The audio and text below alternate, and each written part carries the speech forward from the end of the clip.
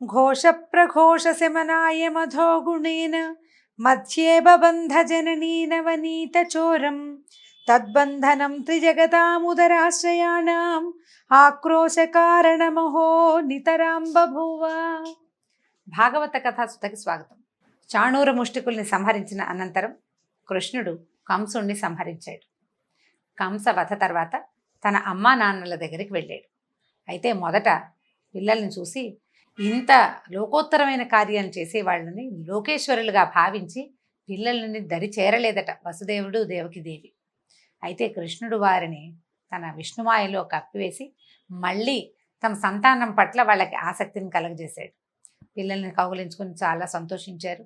ఈయన ఎట్లా పాదాలు పట్టుకుని అమ్మా నాన్నకి చెప్పాడు, మీ సంతానమై పుట్టి కూడా మేము మిమ్మల్ని ఏ రకంగానూ రక్షించలేదు, మా దారిని మేము ఉన్నాము. మేము వ్యక్తులు మానవులుగా పుట్టిన వాళ్ళు ఏం చేయాలి? తల్లిదండ్రుల్ని, వయోవృద్ధుల్ని, చిన్న బిడ్డల్ని, గురువుల్ని, బ్రాహ్మణుల్ని, సాధువుల్ని మొదలైన వాళ్ళని సమర్థులై ఉండి కూడా పోషించకుండా ఉంటారో వాళ్ళు బతికి కూడా వృధా. మేము మిమ్మల్ని వదిలిపెట్టేసి మా దారిని మేము ఉన్నాము, మీకు చాలా ఓర్పు ఎక్కువ, మా కారణంగానే మిమ్మల్ని కంసుడు చెరసాల్లో పెట్టి బాధిస్తున్నా కూడా సామర్థ్యం ఉండి కూడా, వారించగలిగిన సామర్థ్యం ఉండి కూడా మేము దయమాలిపోయి క్రూరులుగా ఉండి మా దారిని మేము కపట వేషాలు వేసుకుంటూ ఉన్నాము, మా లోపాలు మన్నించండి అని చెప్పి. అంటే నాకు బుద్ధి లేదు నాన్న, నేను బాగా చూసుకోవాల్సింది, నేను సరిగా చూడలేదంటే, లేదు నాయన నీకంటే నాకెవరెక్కువ అంటాడు తండ్రి. వ్యామోహంలో పడిపోతారు ఆ మాటలకి. అట్లా వాళ్ళకి సంతోషం కలిగించే చాలా మాటలు చెప్పాడట కృష్ణుడు, మోహింపజేసేసాడు.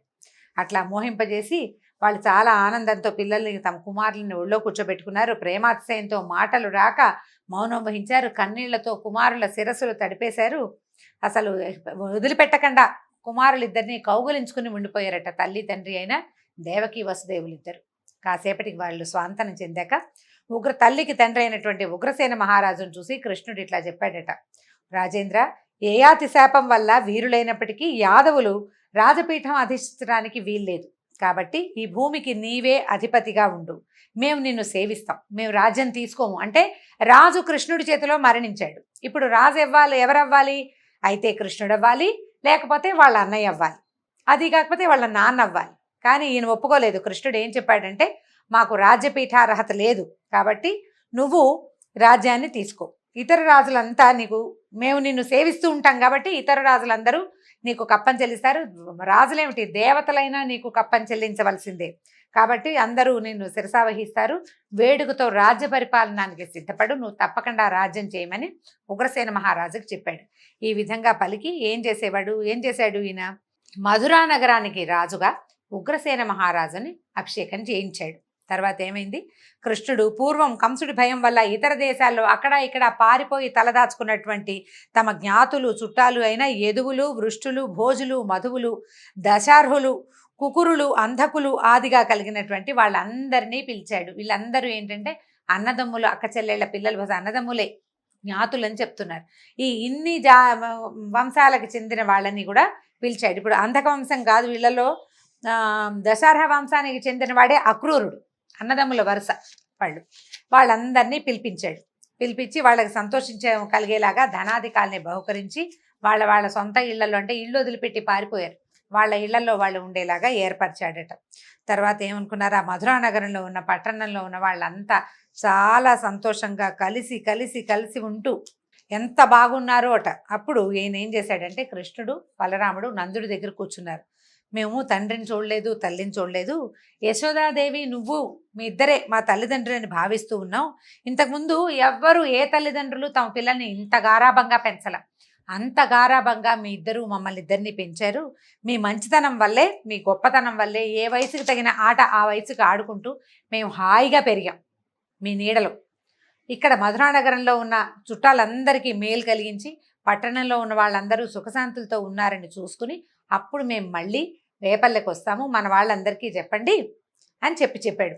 మీరు గోకులంలో ఎంతో ప్రేమతోటి మమ్మల్ని ఎంత బాగా చూసుకున్నారో ఆ ప్రేమని, ఆ ప్రేమాతిశయాన్ని, ఆ ఆపేక్షని మేము ఎప్పటికీ మర్చిపోలేము అని చెప్పి కృష్ణుడు ఆ వస్త్రాలు, ఆభరణాలు వాటితోటి అందరికీ బహుకరించి వచ్చిన గోపాలకులందరికీ, నందుడి వంశం వారికి, నందుని స్నేహితులు, ఆయన వెనకాలండే సేవక జనం మొత్తం అందరినీ కూడా చక్కగా తగురీతిన సన్మానించి పంపించేశాడు వెనక్కి.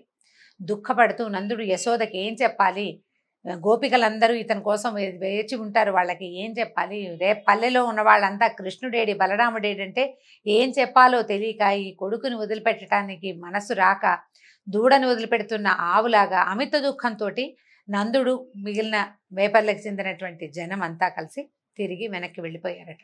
అయితే అనంతరం వసుదేవుడు చాలా గొప్ప చరిత్ర కలిగిన తన కుమారులకి గర్గుడు మొదలైన బ్రాహ్మణ పురోహితుల సన్నిధిలో యథావిధిగా ఉపనయన సంస్కారం జరిపించాడు.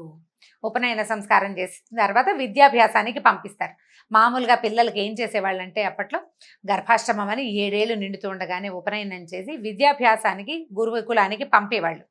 ఎక్కడ ఈ క్షత్రియుల ఇళ్లల్లో పెరిగితే కనుక ఈ అబ్బాయి క్షత్రియులైనప్పటికీ గోపాలుల వంశంలో పెరిగాడు. క్షత్రియులే కానీ గోపాలకుల వంశంలోకి గోవులను పాలించే వాళ్ళ దగ్గర పెరగటంతో వాళ్ళకి ఉపనయన సంస్కారాలు అవి అలవాటు లేవు. ఏ వయసుకి తగిన పనులు ఆ వయసుకి నేర్పించటమే వాళ్ళ పద్ధతి. ఆ పద్ధతి ప్రకారం అక్కడ పెరిగాడు. ఇక్కడికి వచ్చేసరికల్లా ఇంచుమించుగా 15 నుండి 16 సంవత్సరాల వయసు వచ్చేస్తుంది. ఇద్దరు 16, 17 ఒక ఏడాది తేడాతోటి అంత వయసున్న పిల్లలే. అప్పుడు ఉపనయన సంస్కారం చేశాడు. కాబట్టి కృష్ణుడు కూడా వయసు దాటాకే ఉపనయనం చేసుకున్నాడు అనమాట. ఈ ఉపనయనం అయిన తర్వాత ఏం చేశాడు, అందరి నుంచి చక్కగా మంచి మంత్రాలు అవి అందుకుని ఈ ఉపనయనం జరిగిన తర్వాత ఏం చేశారు, ఈ పిల్లలిద్దరిని విద్యాభ్యాసానికి పంపాలనుకున్నారు. ఈ ఉపనయనం సందర్భంలో ఎంతమందో బ్రాహ్మణులకి ఆవులు, బంగారము ఎన్నో దానం చేసేట. కుమారుడు పుట్టగానే 10,000 ఆవుల్ని దానం చేస్తానని మనసుతోటి సంకల్పించిన వాడు ఉపనయనం అప్పుడు ఆ ఆవులన్నిటినీ దానం చేశాడు. తను ఎట్లా సంకల్పించుకున్నాడో ఆ రకంగా దానాలు చేసేసాడట. తర్వాత ప్రత్యక్ష దానం అప్పుడు మనసులో చేశాడు. యాచకులకి వాళ్ళకి ఏవేవి కావాలంటే అవేవి సమర్పించేట. ఈ విధంగా బ్రహ్మచర్య వ్రతాన్ని తీసుకున్నటువంటి బలరామకృష్ణులు అందరిలాగానే ఎట్లా భూమిలో ఉన్న రాజకుమారులంతా ఏ రకంగా అయితే విద్యాభ్యాసం చేస్తారో అదే రకంగా విద్యాభ్యాసానికి బయలుదేరారు. సమస్తం తెలుసు వాళ్ళకి, జగద్గురువులు, ప్రపంచానికే నేర్పగలిగిన వాళ్ళు. అయినా కూడా మానవుల విధానం ప్రకారం చేయవలసిందే. మనిషిగా పుట్టావు కాబట్టి మనుషులు ఏం చేస్తారు, మానవులు ఎట్లా ప్రవర్తిస్తారు, విద్యను ఎట్లా పొందుతారు. గురూపదేశం లేకపోతే మానవులకు పనికిరాదు, గురూపదేశం ఉండాలి. అంచేత వీళ్ళిద్దరూ ఏం చేశారు, సరైన ఆచార్యుణ్ణి వెతుక్కుంటూ బయలుదేరారట. ఈ రామకృష్ణులు గొప్ప వైభవాలకి కాణాచైన కాశీపట్టణం చేరుకున్నారు. అక్కడ అవంతి పట్టణ వాస్తవ్యుడైన సాందీపని అనే పండితోత్తముడిని దర్శించారు. గురువుని వాళ్లే వెతుక్కున్నారని చెప్తున్నారండి. సాందీపని అనే ఒక గురువుని చూసి ఆయన్ని సేవించారు. ఆయన వీళ్ళ తాలూకు వినయ విధేయతలకి చాలా సంతోషించి ఏం చేశాడు, 4 వేదాలు, శిక్ష, వ్యాకరణము, ఛందస్సు, నిరుక్తము, జ్యోతిష్యము, కల్పము అనేటువంటి 6 వేదాంగాలు, ఆ 4 వేదాలు 6 వేదాంగాలు, ధనుర్వేదము, తంత్రము, మనువు మున్నగు వారితో చెప్పబడినటువంటి ధర్మశాస్త్రాలు, న్యాయము, తర్కము, రాజనీతి మొదలైన వాటిని తేట తెల్లంగా బోధించాడు. వీళ్ళు ఏమిటంటే ఒకసారి వింటే వచ్చేస్తుంది, వాళ్ళ లక్షణం అది.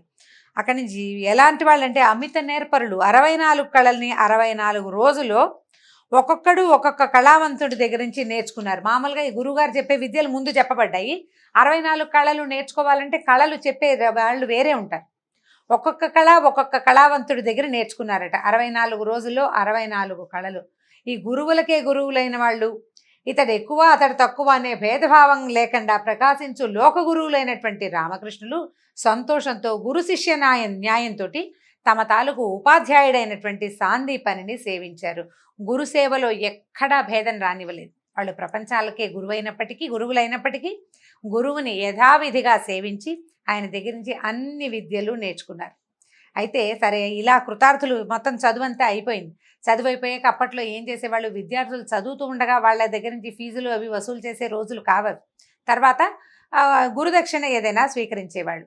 ఇంత ప్రతిభావంతులుగా కనపడుతున్నటువంటి ఈ పిల్లలు వాళ్ళు తమ ఏదైనా చేయగలరని భావించి సాందీపని తన భార్యతోటి ఆలోచించుకుని, ఈ సాందీపని మహాముని ఏం చేశాడంటే రామకృష్ణులతోటి ఇట్లా అన్నాడట, నాయన మా కుర్రవాడు, మా పిల్లడు, నాకు ఒక కుమారుడు ఉన్నాడు. పూర్వం సముద్రంలో ప్రభాసం అనే తీర్థంలో, అంటే సముద్ర తీరాల్లో ప్రభాస తీర్థం అని ఒక తీర్థం, అదే ఇప్పటిది మన గుజరాత్లోని సోమనాథ్ క్షేత్రం ప్రభాస తీర్థం అంటారు. చాలా విచిత్రంగా శ్రీకృష్ణుడు అవతారం సాలించింది కూడా ప్రభాస తీర్థంలోనేనండి. ఆ విషయం తర్వాత చెప్పుకుందాం. సందర్భవశంగా వచ్చిందని ఆ వాక్యం ఇక్కడ చెప్తున్నాను. నిజానికి సందర్భోచితమైన విషయం కాదు. ఆ ప్రభాస తీర్థం అనేసరికి ఆ మాట జ్ఞాపకం వచ్చిందనమాట. అయితే ఈ ప్రభాస తీర్థంలో స్నానం చేస్తూ మునిగిపోయాడు, మళ్ళీ కనపడలేదు.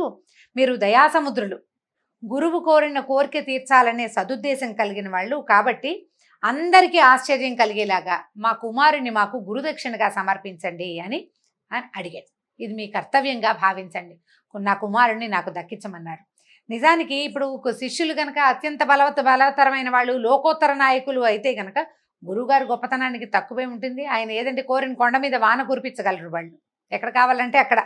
అయితే ఇంత అఖండమైన పరాక్రమంతో విరాజిల్లే శిష్యులై ఉండి గురువు కోరిక తీర్చడం మీరు న్యాయం కదా, కాబట్టి దయచేసి నా కుమారుణ్ణి నాకు తెచ్చివ్వండి, అదే నాకు మీరు ఇచ్చేటువంటి గురుదక్షిణ అన్నారు. అని చెప్పేసరికల్లా నిజానికి ఇది మానవులకి సాధ్యపడే వ్యవహారం కాదు. సముద్రంలో మునిగిపోయాడు అంటే జీవించి ఉండకపోవచ్చు. నీట మునిగిన వాడు మళ్ళీ వస్తాడా? రాడు. కానీ వీళ్ళు ఇంత విద్య నేర్పిన గురువుకి న్యాయం చేయదలుచుకుని ఉన్నారు.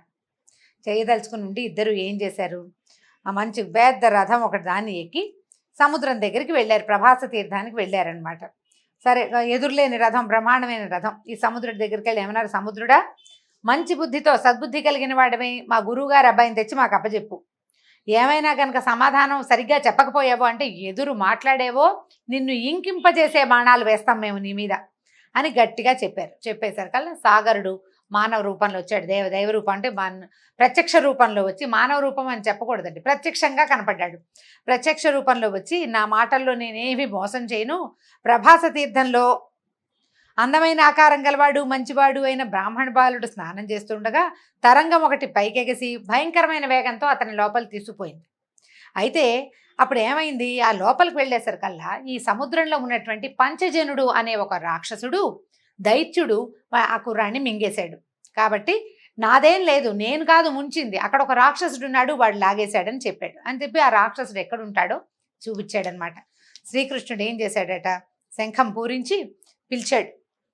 అక్కడ దాకా వెళ్ళిపోయి పిలిచేసరికల్లా ఈ పంచజనుడు భయ సందేహాలతో చాలా భయపడిపోయాడట వాడు.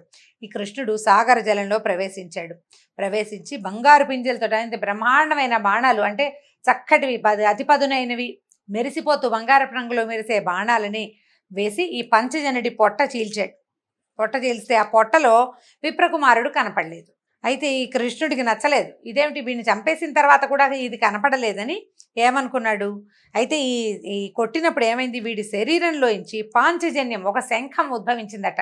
వాడు సముద్రంలో ఉండేవాడు కదా, సముద్రంలో ఉండే ఒక శంఖ రూపిగా బయటకు వచ్చాడు. వాడి పొట్టలోంచి అది వచ్చిందట.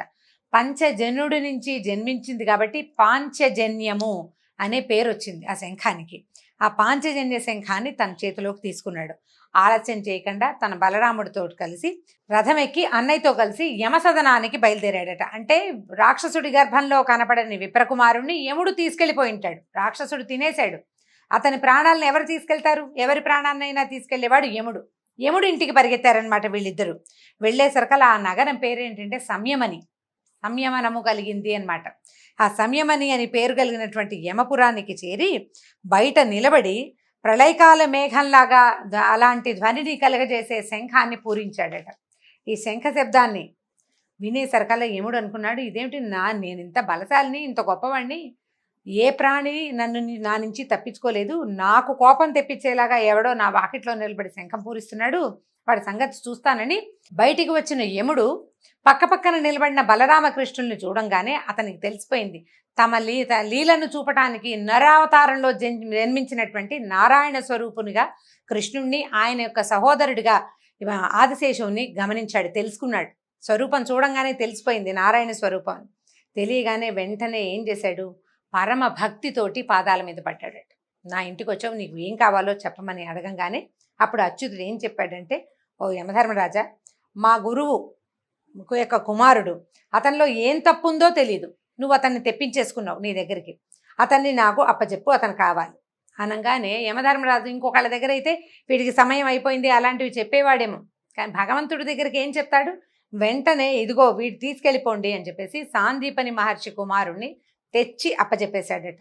ఆ కుమారుణ్ణి తీసుకుని గురుకుమారుడితోటి బలరామకృష్ణులు ఇద్దరు భూలోకానికి వచ్చి కుమారుణ్ణి సాందీపని మహర్షికి వాళ్ళ గురువు గారికి అప్పచెప్పారు. ఇంకేం కావాలో చేయమని అడిగేసరికల్లా ఆయన అన్నాడు, నాయనా, మీరు గురుదక్షిణ్ణి తెచ్చి అప్పచెప్పారు, మీలాగా చేయగలిగేవాడు, ఇంత లోకోత్తరమైన కార్యం చేయగలిగిన వాడు ఎవడు ఉండడు. మీ యశస్సు దిగంతాల వరకు వ్యాపిస్తుంది. ఎవరైనా సరే ఈ యమసదనం నుంచి గురువు కోరాడని కుమారుణ్ణి తెచ్చిపెట్టగలిగే వాళ్ళు ఉన్నారా?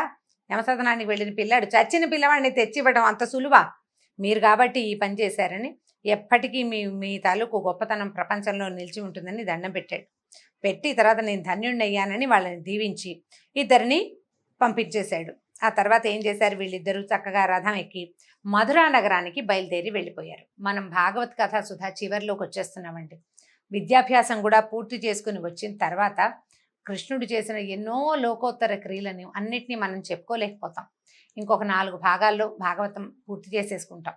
అంటే మార్గళి పూర్తయ్యేసరికి మన భాగవత్ కథాసుధ అయిపోతుంది.